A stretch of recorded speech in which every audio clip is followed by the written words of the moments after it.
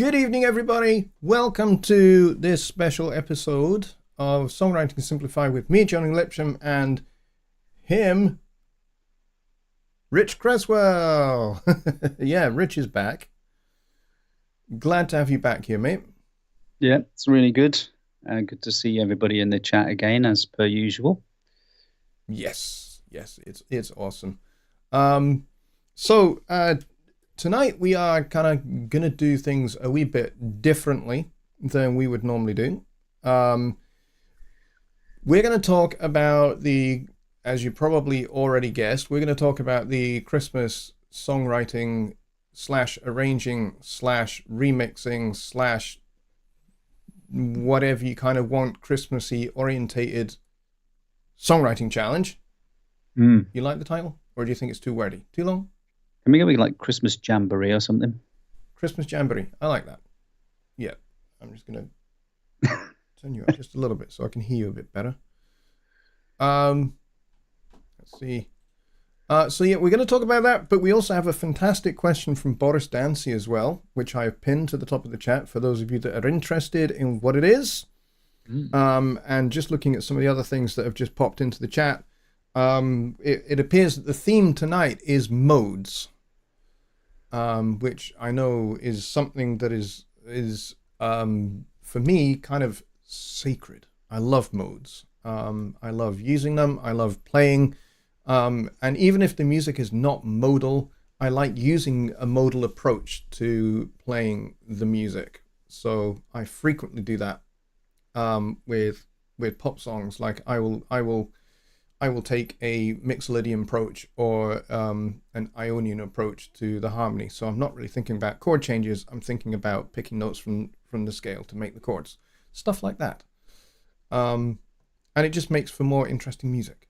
So anyway, with that said, I do believe that Billy might have accidentally reinstated himself as the person first in the door.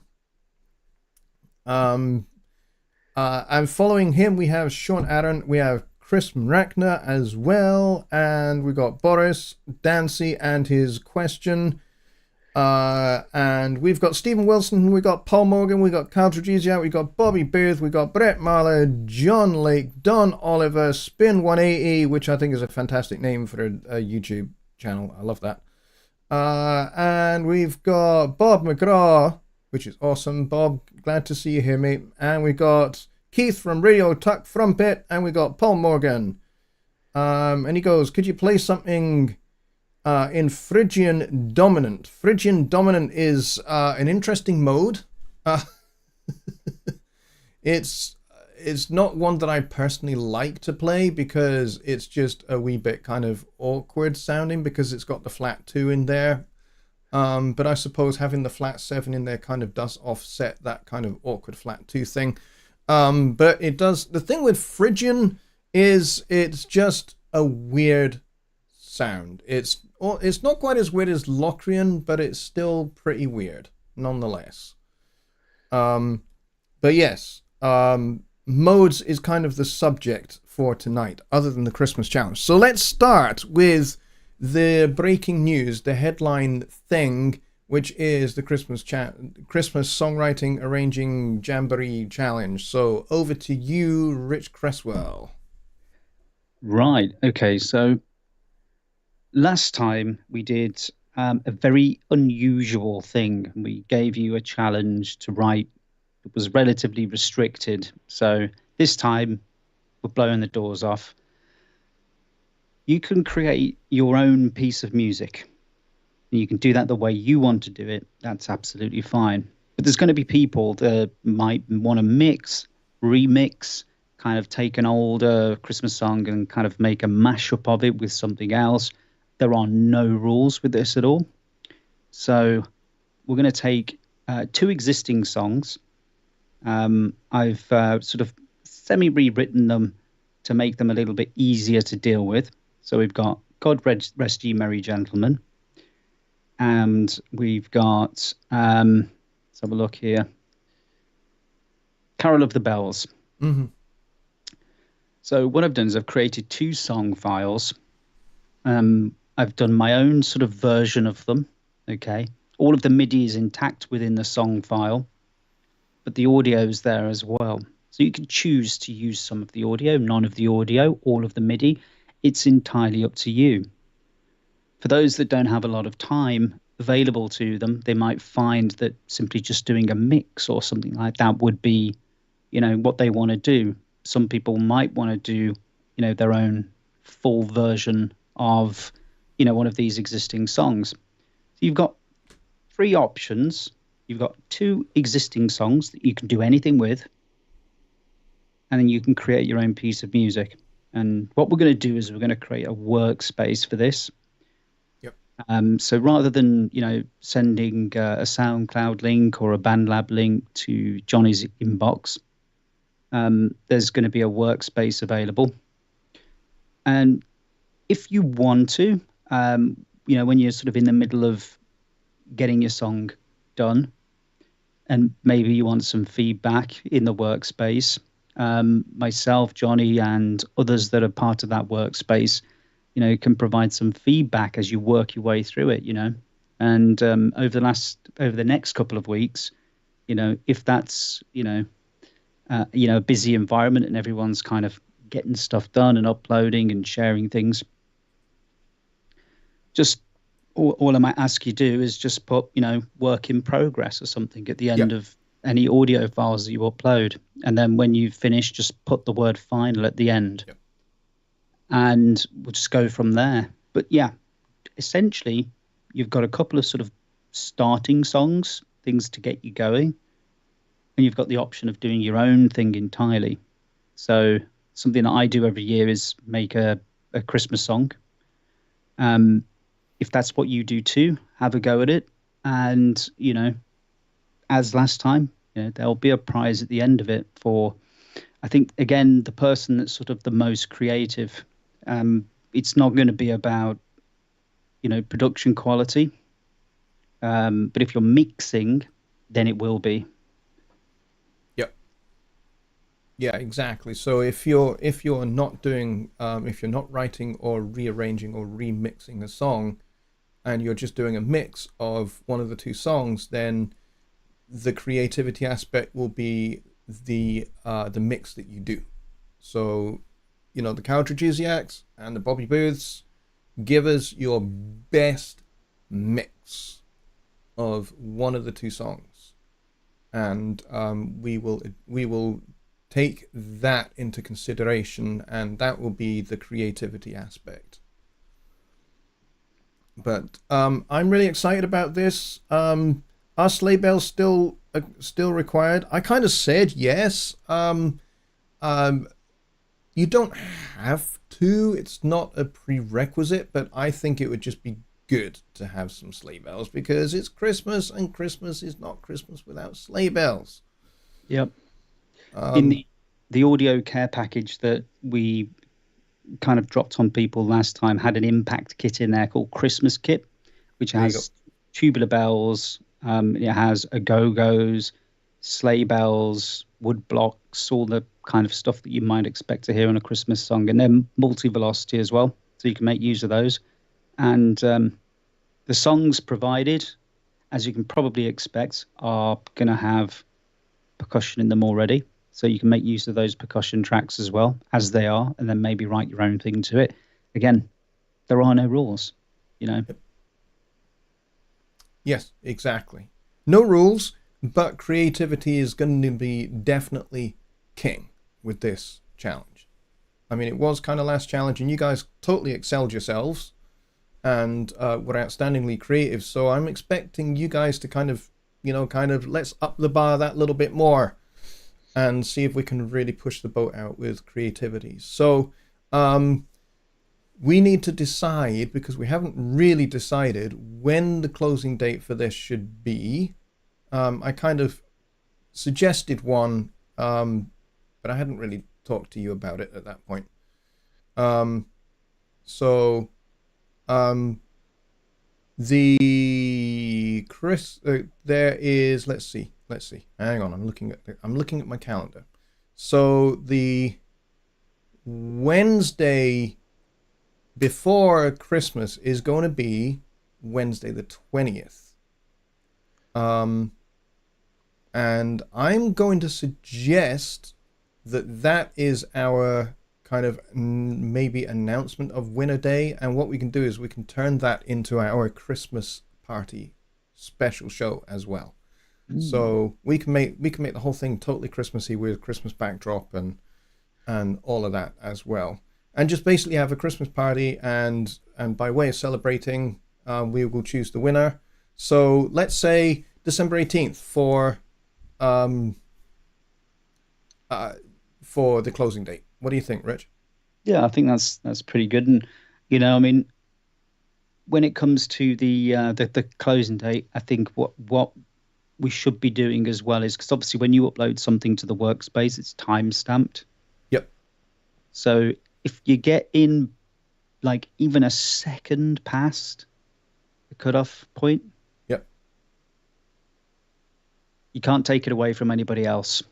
because the deadline's the deadline. And I think that is kind of the part of that is the challenge is to get it done within that time frame. Yes. Yeah, definitely. So Monday, December 18th. Yep.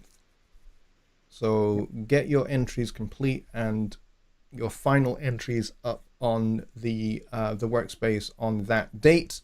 And then that'll give me and Rich a couple of days to have a listen to everyone's work. And the 20th will be our Christmas show, and um, we will announce the winner then. Yeah. And then the other kind of highlight show in December is going to be the Hogmanay show, which I do every year, which will be on the 31st, obviously, because that's Hogmanay. But it will be actually for me after we've already entered 2024. So it will be um, it'll be 6 p.m. Central Time, which is what I normally that's my normal time for doing things anyway.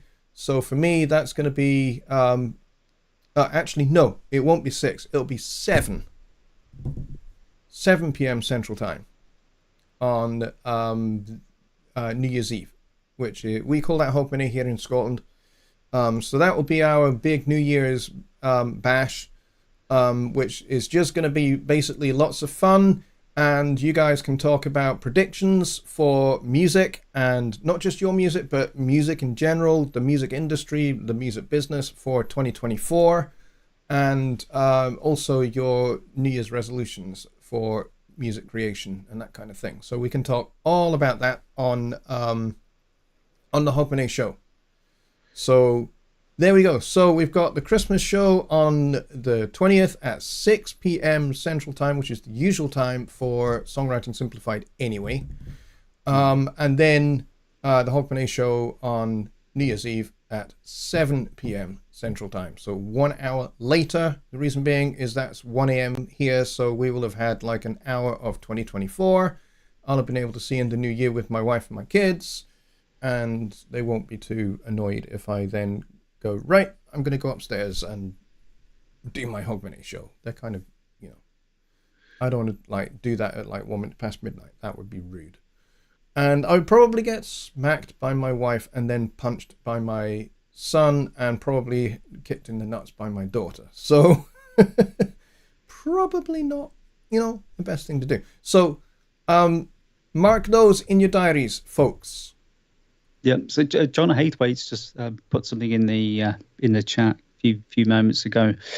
How do we attach to the workspace? What we're going to do, there's currently a niggle with the Yeah, online stuff for Studio One Plus at the moment, which will be resolved pretty shortly. yeah, It's just an inconvenience at the moment that we would have just been able to sort of send you the workspace or send some requests out to those that we've already got emails for. But I think given the fact that there's an issue, that kind of gives us a little bit of time to sort of say hang fire. And I think maybe next show will kind of point people in the right direction yep, because people are going to want to create in the meantime. And what I'm going to yep, do whilst we're sort of on this show is I'm going to put together a little zip file of the stuff, the two songs that I've got.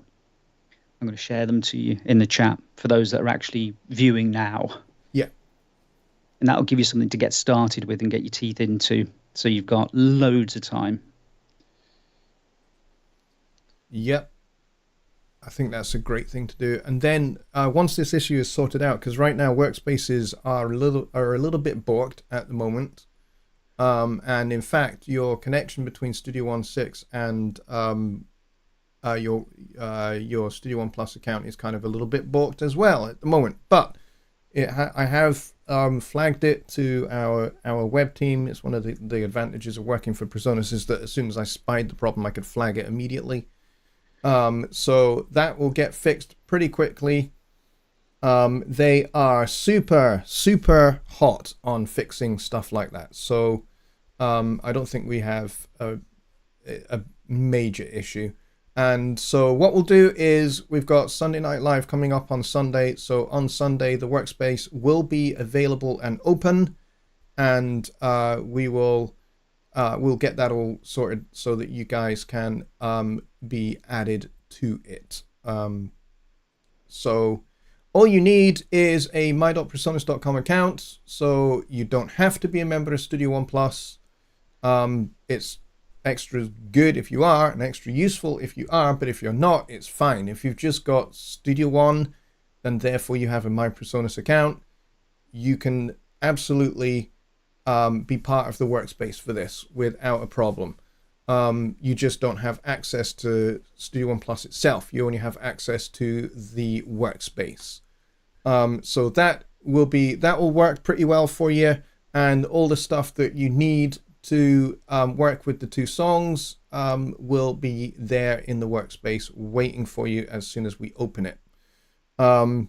So John says that explains why it said I don't have permission to leave messages on my workspace. Yes, you will find that any workspace that you are a member of or that you have created, you cannot do very much at the moment. It won't. You'll notice that all your timelines are blank. But that will get fixed. We are aware of the issue, and I have made our web team and the Studio One Plus product director, I've made him availed of the issue as well. So don't worry, folks, it will get sorted, and then we'll have this workspace sorted as well, and it will look super smashing and awesome. And this is going to be a really cool challenge. I'm really looking forward to this. Yeah, it's going to be good.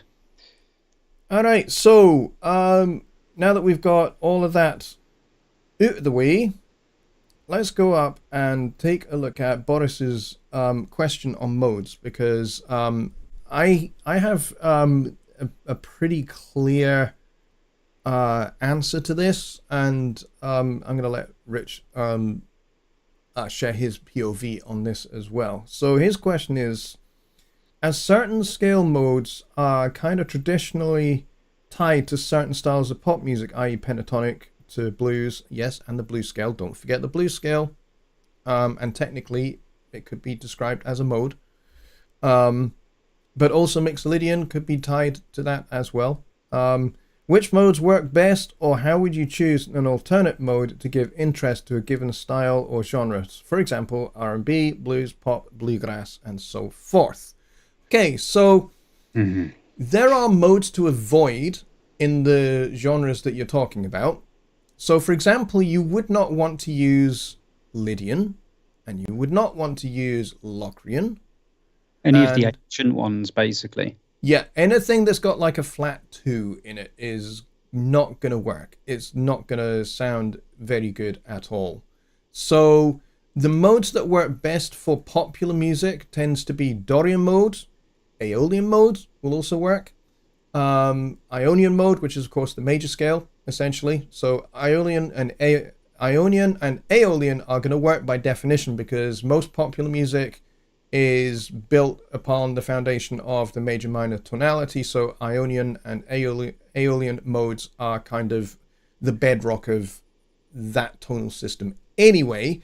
But things like Dorian modes and Mixolydian modes, you will find great blues guitar players like B.B. King and and Jeff Beck and others like him, and maybe Eric Clapton as well, they won't just use blues scale or pentatonic scales. They will use a mixture of those, plus they will use Mixolydian. I've heard B.B. King use Mixolydian exclusively on a solo. He hasn't played a single blue note on the solo. It's just come entirely from the Mixolydian mode. The cool thing about the Mixolydian mode and the Dorian mode is that they provide something that sounds much more open.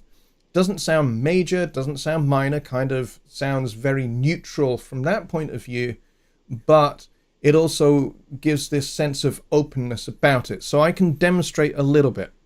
So if we were going to do sort of like a blues in G, for example, I have to turn that down because that always distorts. So, you know.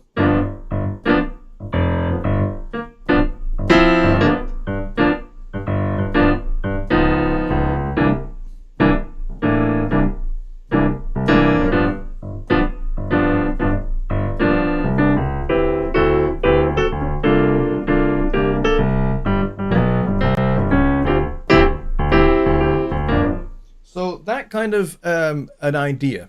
So if we were in this kind of mode, I could just do this.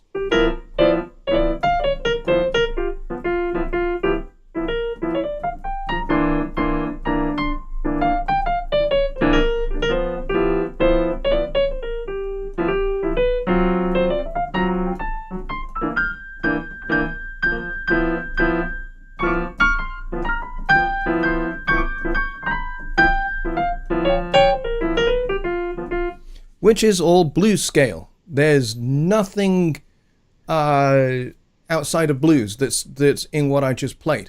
Now, I could also do some pentatonic things as well.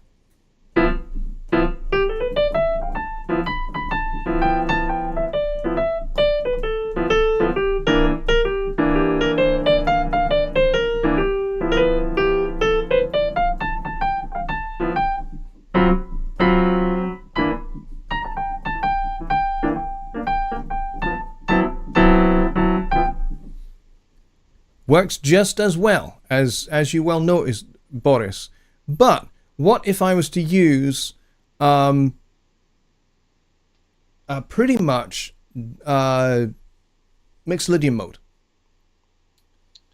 So I'm going to use the two scales the three scales, I should say, that Miles Davis used in All Blues, which is a pretty famous blues of his from the Kind of Blue record. Which, by the way, everybody should listen to. If you're not a jazz aficionado, it's okay. Go listen to that record because it's a great, great record. Not just in terms of the performances, but listen to how beautifully it's recorded. Listen to how beautiful those arrangements are. And then listen to how beautiful the mix is. The mix is absolutely stunning. It's one of the great jazz records ever made in 1959, and it just still sounds glorious all of these years later. So anyway, All Blues kind of is in 3/4, so it has this kind of thing going on.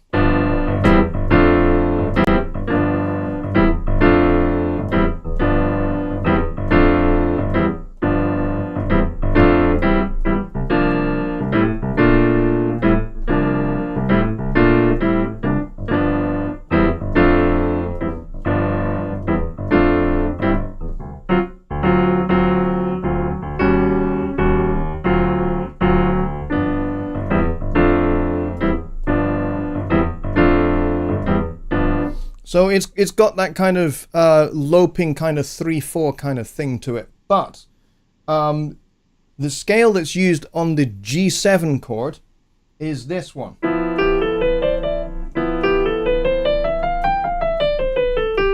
Which is the G Mixolydian scale, right? So that works over that chord. It's basically a G major scale with the flat 7. So instead of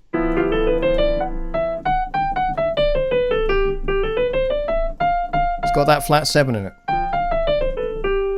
Okay, and then when we go to the C7, he does this. He flats the third as well as the 7. So you end up with this.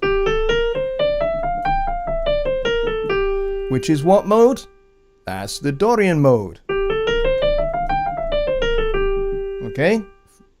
It's the G Dorian mode, but it fits over the C7 because it's essentially the C bebop scale, which is basically a C scale with the flat 7, but we're starting it on G. Okay? And then when we get to the D7, it's a D7 sharp 9. So this is where you can play with some chromatic passing notes. So I'm using a little bit of an obscure little scale here. This is the A flat Lydian dominant mode, and it's Lydian because it's got the sharp 4 in it. There's the sharp 4. Dominant because it's got the flat 7.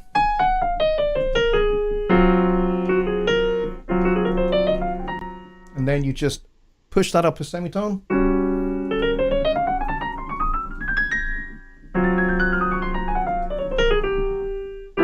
And then you back down to the G. So it has this beautiful open tone when you're improvising on those changes.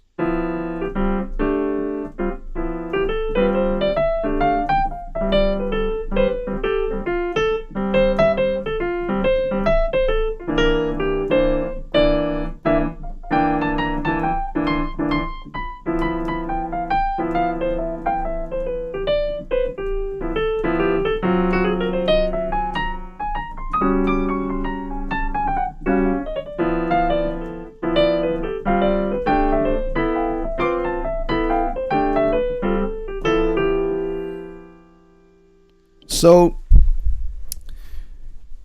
that's kind of modes from a pop music point of view, albeit I've kind of used it in a blues context. But if you're playing something that is much more kind of pop orientated or modern R&B, then you're going to come up probably with a lot of Dorian mode and a lot of Mixolydian mode. Those are kind of the two modes that are most common in those styles of music.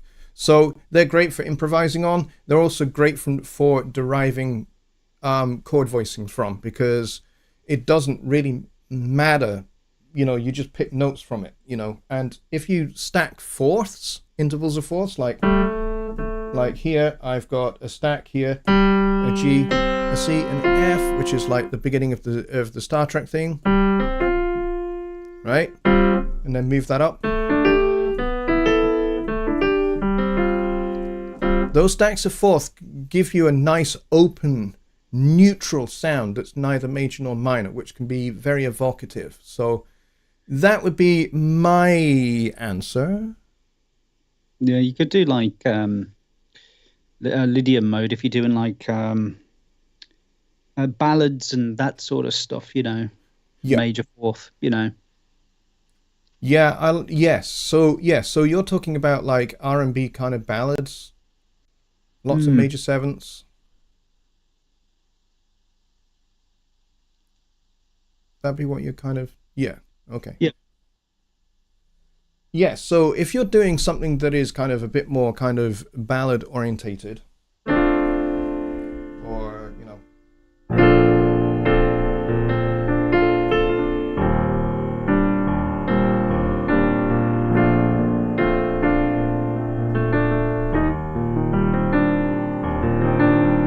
then yes, that Lydian sound is going to be beautiful for that. Because we're in B flat major there, so.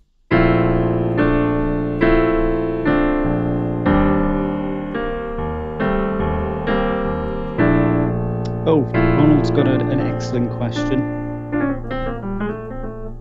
It might have been brought up before. But it's about using the arranger track, something that we touched on last night whilst having a conversation. Okay. And he did say he was going to bring it up in the chat, so here he is with the question. All right, arranger track. I'll read it out here. So can you show how to use the arranger track, please? Might it help with the upcoming challenge? Yes, I can show you the arranger track. The arranger track is freaking awesome. It's one of the best features about Studio One.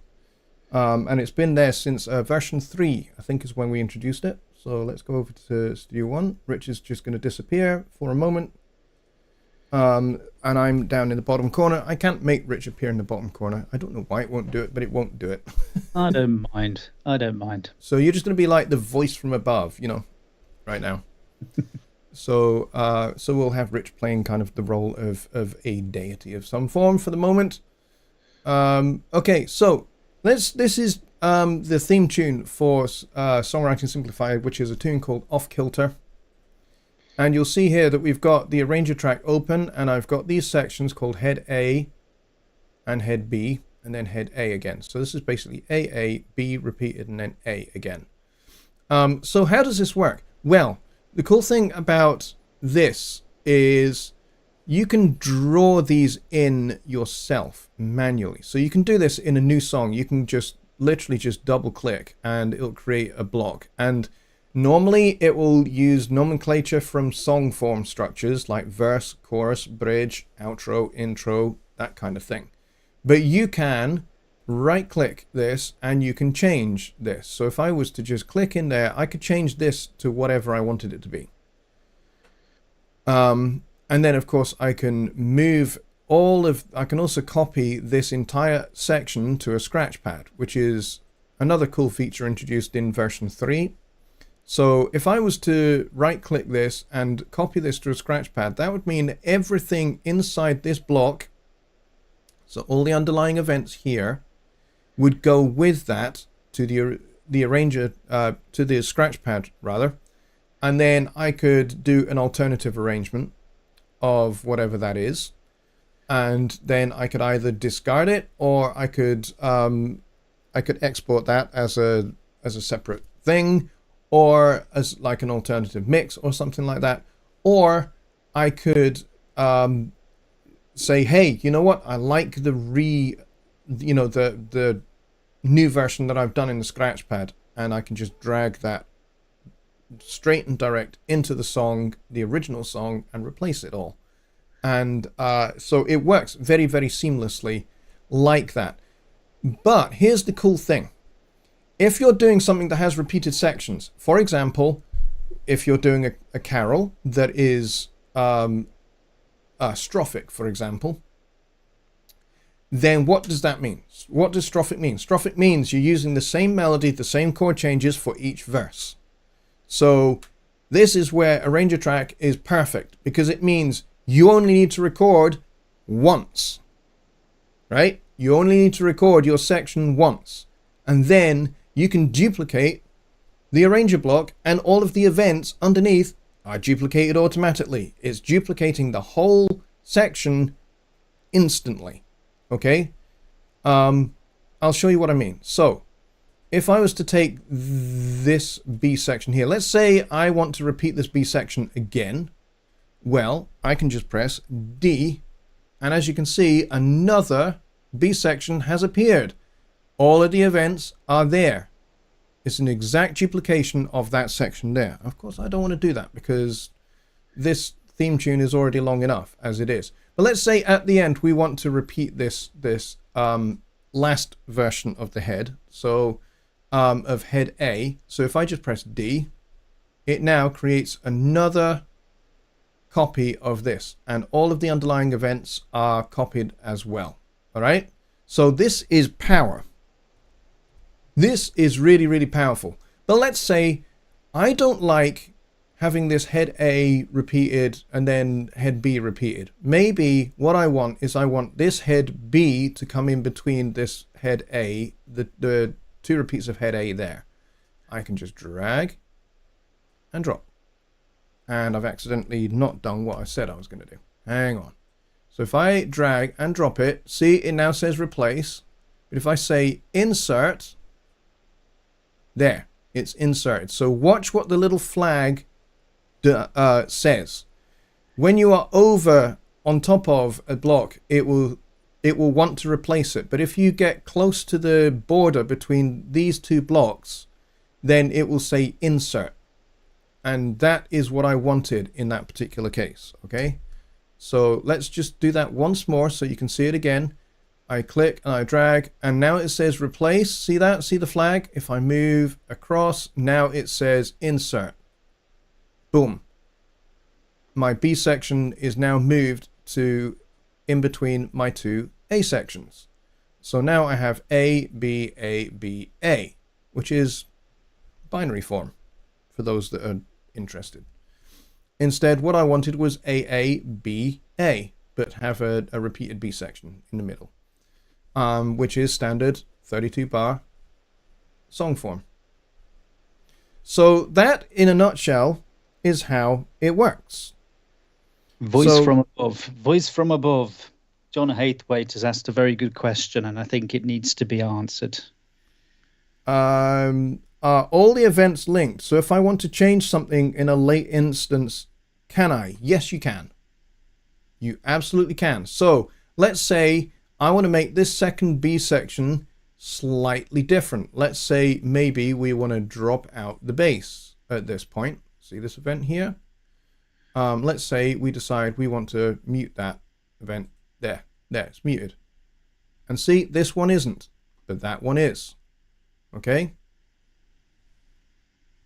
So you can change anything in these events as much as you want under each section.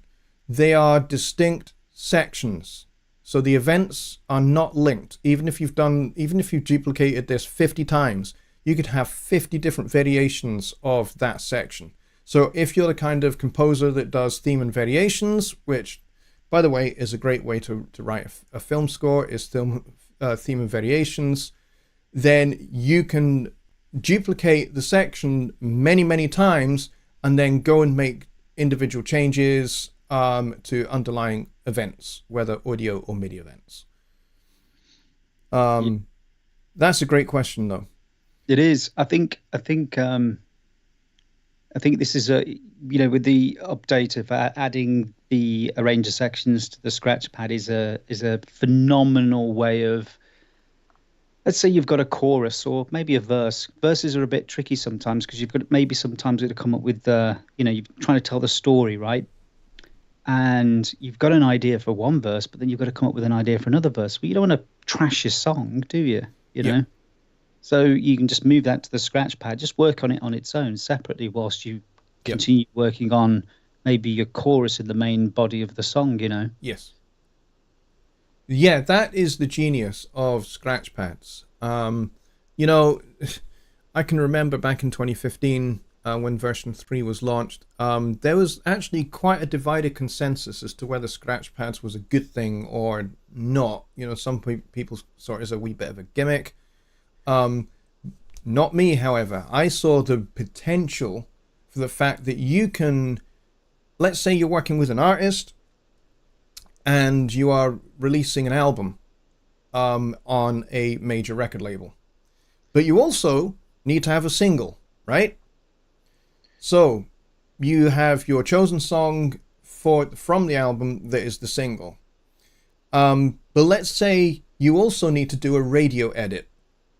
So you need to make your song that is maybe 5.5 minutes long to 3.5 minutes long. So you're going to have to cut some sections out and make the song flow naturally without those sections that are in the single release so that you can have it available for radio. So you can move the whole song to Scratchpad and then you can cut those sections and then you can basically export the contents of the Scratchpad as an entirely new version of the song, as an MP3 mixdown, and you can send that off to the radio people, and they get their 3.5 minute radio edit, and you've not diddled with the original song. You've not messed up the original song, because the secret sauce of the Scratchpad is actually the Scratchpad is way down the end of the timeline. There is only one timeline in Studio One,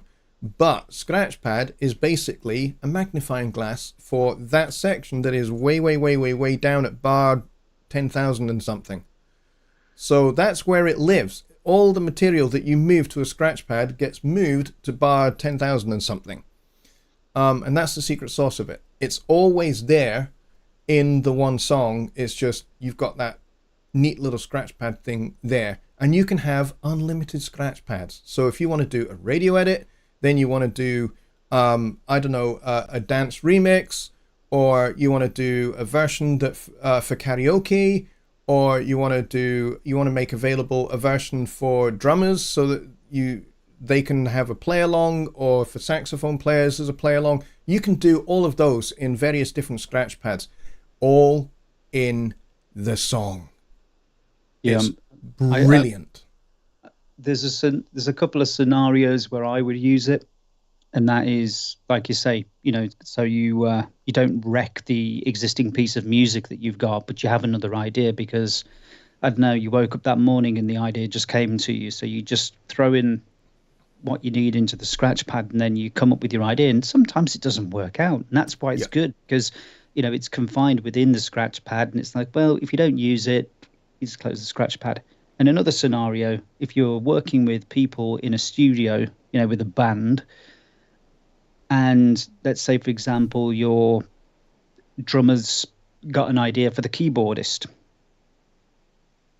let him loose in the sandbox or the scratch pad, so that he can do what he thinks, is necessary, so that the keyboardist can then come back in and say, that's absolutely rubbish, no. Or they might say, this is amazing, let's introduce it into the song, Yeah, exactly. That's another really, really great usage of the scratch pad, for sure. Brett says, oh no, hang on. John says, I'm also thinking in terms of changing the MIDI in a section and using the chord track. You got to remember about the chord track is the chord track, like the arranger track, like the signature track, those are global.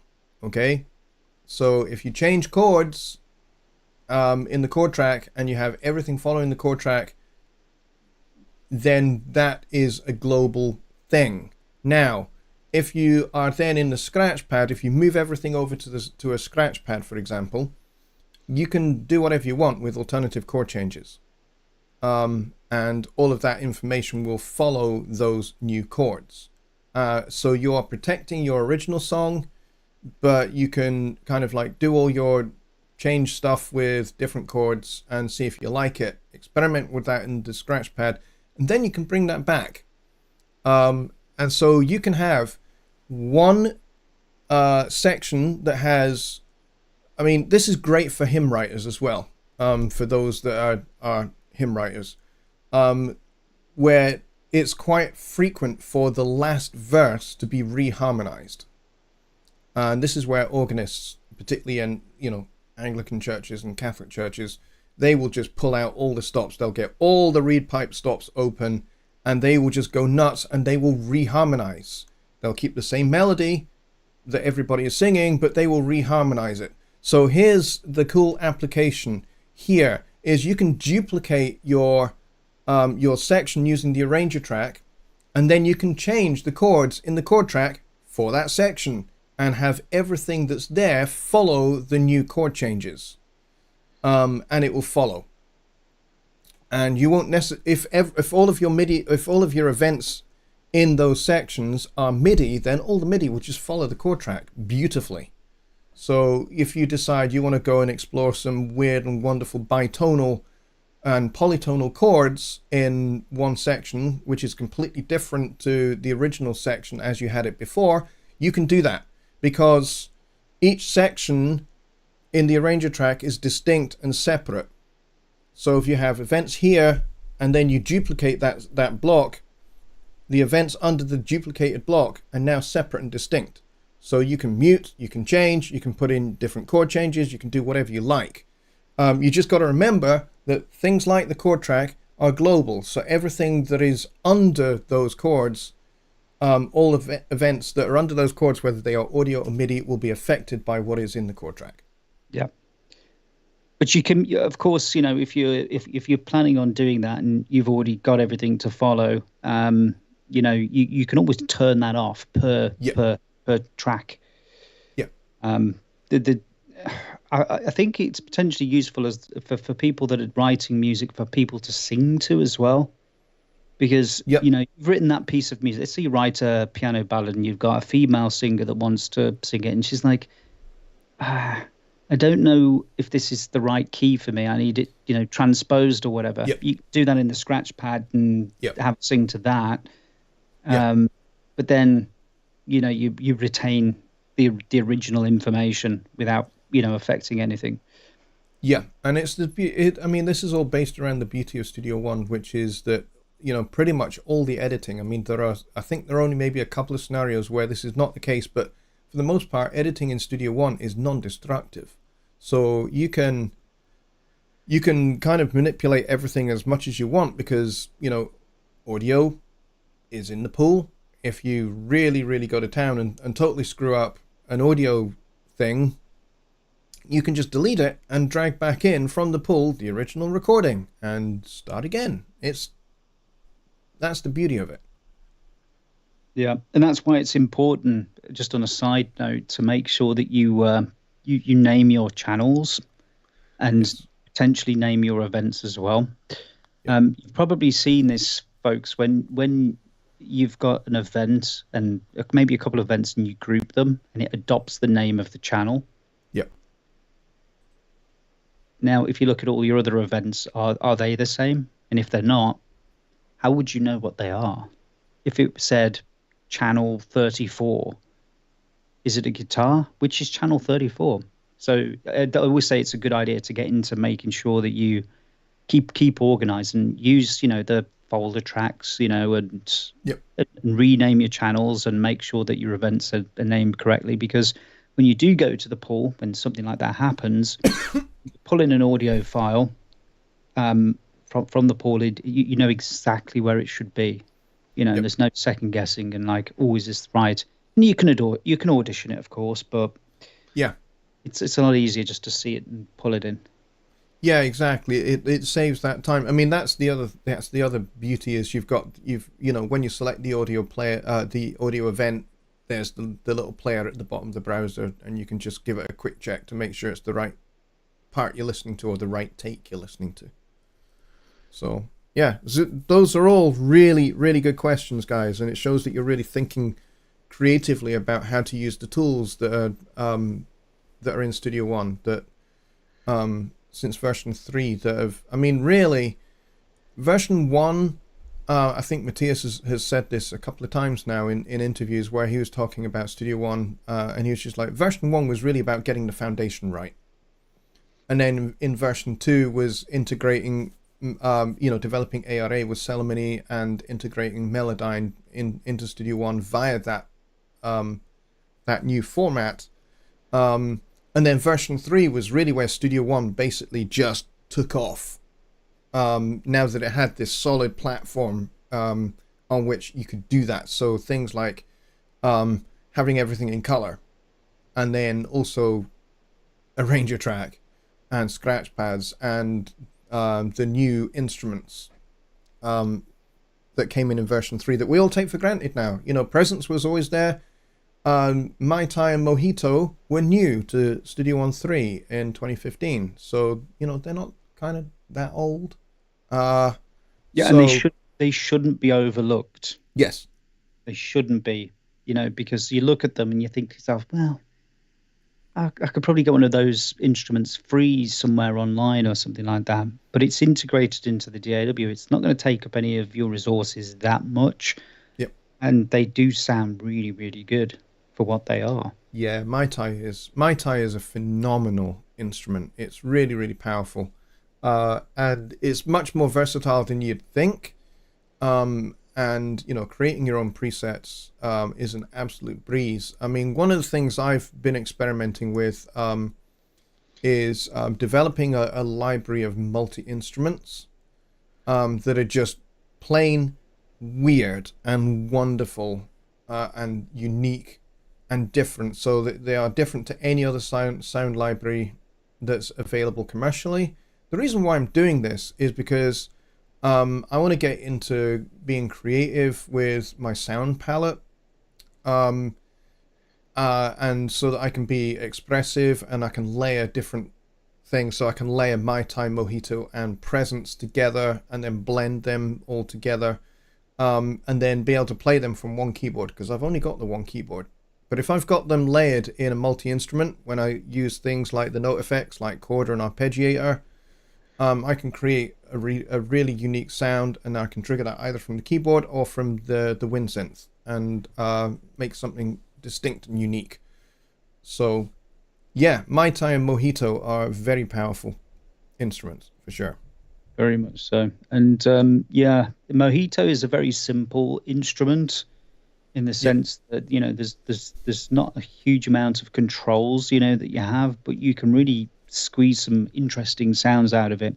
And yep, it's actually like probably one of the best learning tools. If you're from, wanting to get into, making your own sounds for your own music so that it's unique and different to everybody else's.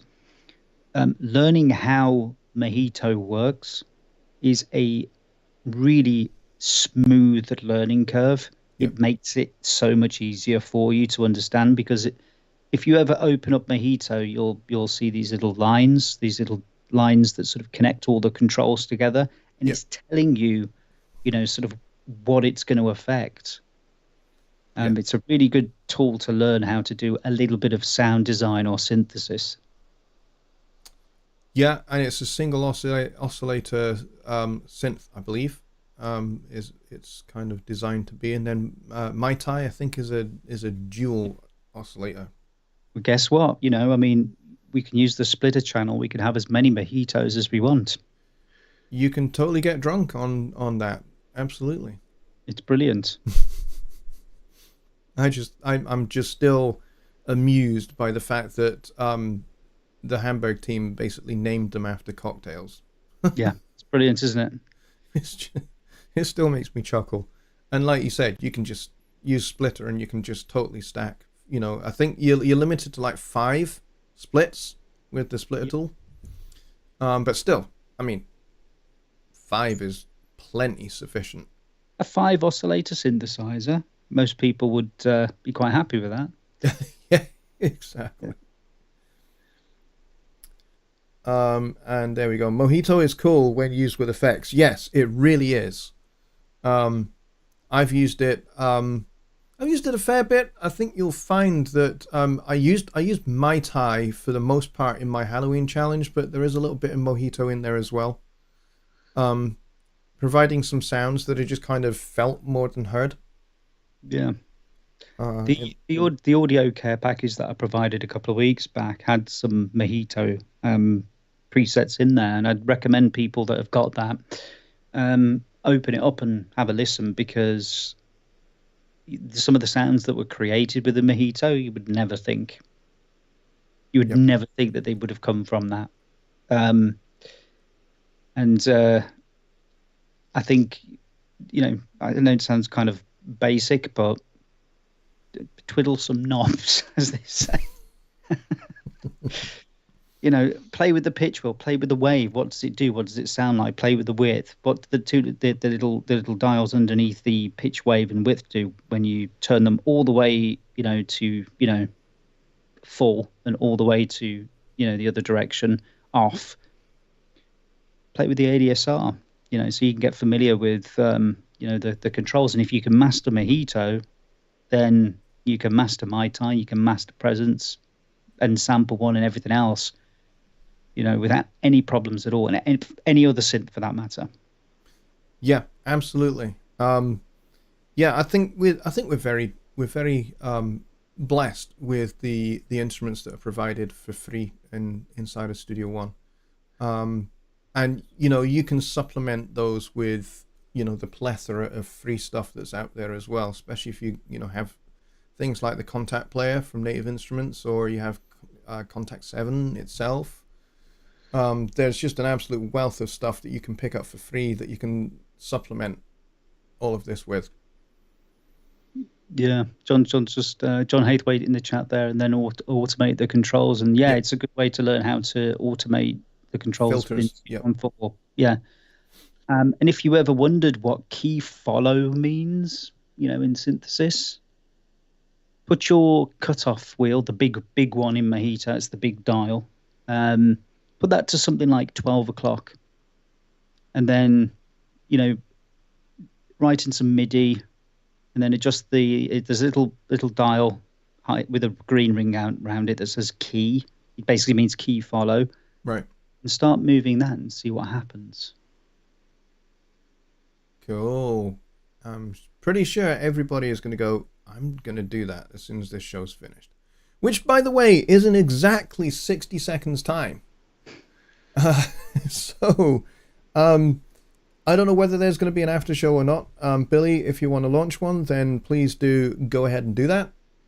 I am off on holiday, so I can stay up as late as I wish, which is cool. Woohoo!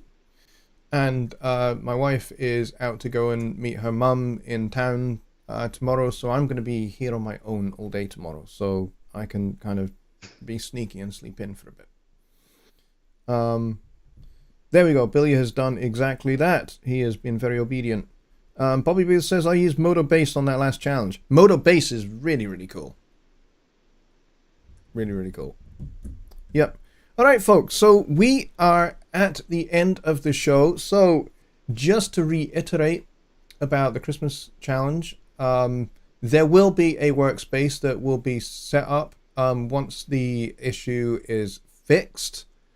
And as soon as it is fixed, what will happen is as soon as this show becomes a video on my channel and the replay and all of that, Rich is going to post the link to that in the comments section, and I will pin that so it is a pinned post, so it will always stay at the top, and you'll have the link to go and get involved with that.